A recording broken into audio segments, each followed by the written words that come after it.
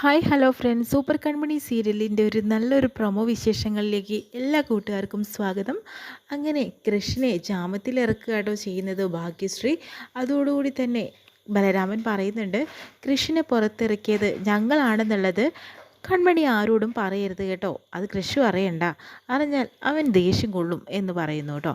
പക്ഷേ ഇതെല്ലാം തന്നെ ഒരു കഴുകനെ പോലെ തന്നെ ആ ഒരു കോൺസ്റ്റബിൾ അവിടെ കേട്ടുകൊണ്ട് നിൽക്കുക കേട്ടോ ചെയ്യുന്നത്.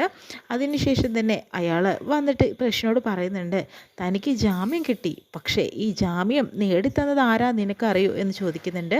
അത് എനിക്കറിയില്ല എന്ന രീതിയിൽ കൃഷി പറയുമ്പോഴത്തേനും, നിൻ്റെ ശത്രു തന്നെയാണ്, ശത്രുവിൻ്റെ പെങ്ങളായിട്ടുള്ള ഭാഗ്യശ്രീ, ബലരാമൻ്റെ അനിയത്തിയാണവൾ. ഇത് കൺമണി വഴിയാണ് നിനക്ക് ഈ ജാമ്യം കിട്ടിയിട്ടുള്ളത്.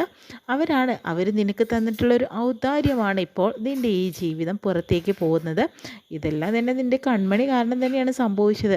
അവൾ നിന്നെ ചതിക്കുമായിരുന്നു, നല്ല വർത്തമാനം പറഞ്ഞ് നിന്നെ പറ്റിക്കുമായിരുന്നു എന്ന രീതിയിലൊക്കെ പറയുന്നു കേട്ടോ. അതിനുശേഷം തന്നെ കൺമണിയും അതുപോലെ ബലരാമനും ഭാഗ്യശ്രീയും കൂടി സന്തോഷത്തോടു കൂടി നിൽക്കുകയാണ്.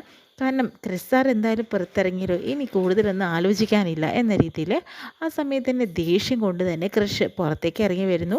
ഇടി കൺമണി എന്നൊക്കെ വിളിച്ചിട്ടാട്ടോ വരുന്നത്. അപ്പോഴത്തേക്കും കൺമണിക്ക് ആകെ ഒരു ടെൻഷൻ ആവുന്നുണ്ട്. നീ എന്നെ ചതിക്കുമായിരുന്നല്ലേടി, കാരണം എന്ന് വെച്ചിട്ടുണ്ടെങ്കിൽ ഇവരല്ലേ എനിക്ക് ജാമ്യം എടുത്തു തന്നത്, നീ ഇതിനൊക്കെ കൂട്ടു നിന്നുല്ലേ, ഇവനെൻ്റെ ശത്രുവാണ് ഇവളും, എന്നിട്ട് ഇവരുടെ കാരുണ്യത്തിൽ വേണോ ഞാൻ പുറത്തിറങ്ങാൻ, ജീവിതകാലം മുഴുവൻ അകത്ത് കിടന്നാലും എനിക്ക് ഒരു ടെൻഷനും ഉണ്ടായിരുന്നില്ല, നീ കാരണം ഇപ്പോൾ എനിക്ക് ഈ ഒരു അപമാനം തന്നെ സഹിക്കേണ്ടി വന്നല്ലോ എന്ന രീതിയിലൊക്കെ പറയുന്നുണ്ട്. അപ്പോഴത്തേനും ഇനി നമ്മൾ തമ്മിൽ ഒരു ബന്ധവും ഇല്ല എന്ന് പറഞ്ഞിട്ട് കൃഷ് പോകുന്നു. അപ്പോൾ കൺമണി സങ്കടപ്പെടുന്നുണ്ട്. അതിനുശേഷം ഓഫീസിലെത്തിയ നമ്മുടെ കൃഷ്ണനോട് ദേവ്ജി കാര്യങ്ങളൊക്കെ പറഞ്ഞ് മനസ്സിലാക്കുന്നുണ്ട് കേട്ടോ. അങ്ങനെ കാര്യങ്ങളൊക്കെ കൃഷ് പറയുമ്പോഴത്തേനും, കൺമണി നിനക്ക് വേണ്ടി എന്തൊരു ത്യാഗം ചെയ്തവളാണ്, അവളെ എനിക്കറിയാം, നിനക്കിതുവരെ അവളെ അറിയാൻ സാധിച്ചില്ല കൃഷേ, കാരണം അതുകൊണ്ടാണ് അവൾ എന്നോട് കരഞ്ഞു ഓരോ കാര്യങ്ങൾ പറഞ്ഞു. ആ ബലരാമനെയും അതുപോലെ ആ ഭാഗ്യശ്രീയും പൂർണ്ണമായി അവൾ വിശ്വസിച്ചില്ലെങ്കിലും നിനക്ക് വേണ്ടിയിട്ട് അവൾ ഏതറ്റം വരെ പോകുന്നവളാണ്, അതുകൊണ്ട് മാത്രമാണ് ആ പാവം നിനക്ക് വേണ്ടി ഇതൊക്കെ ചെയ്തത്. എന്നിട്ട് അവളെ ഒരു കറിവേപ്പില പോലെ നീ പുറത്ത് വലിച്ചെറിഞ്ഞ് പോകുന്ന നിന്നെയൊക്കെ ഞാൻ എന്താ ചെയ്യേണ്ടതെന്ന് പറയുന്നു. ചെല്ല് കൃഷേ, നീ കൺമണിയുടെ അടുത്ത് ചെല്ല്, അവളോട് മാപ്പ് പറയുമെന്ന് പറയുന്നു. അങ്ങനെ കൺമണി വിഘ്നേശ്വരൻ്റെ അമ്പലത്തിൽ നിന്ന് പ്രാർത്ഥിക്കുക കേട്ടോ ചെയ്യുന്നത്.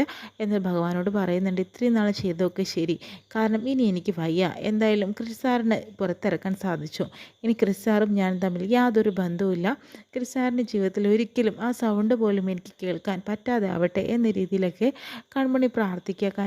തൻ്റെ വിധി ഓർത്തിട്ട്, കാരണം താൻ എന്ത് ചെയ്താലും അത് ഒരുപോലെ തന്നെയാണ് എപ്പോഴും വന്നു ചേരുന്നതെന്ന് കൺമണിക്ക് മനസ്സിലായി.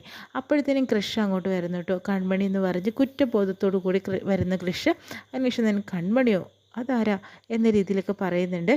എനിക്ക് നിങ്ങളുമായിട്ട് യാതൊരു ബന്ധവുമില്ല, നിങ്ങൾ ആരാണെന്ന രീതിയിലൊക്കെ കൺമണി ചോദിക്കുന്നു കേട്ടോ.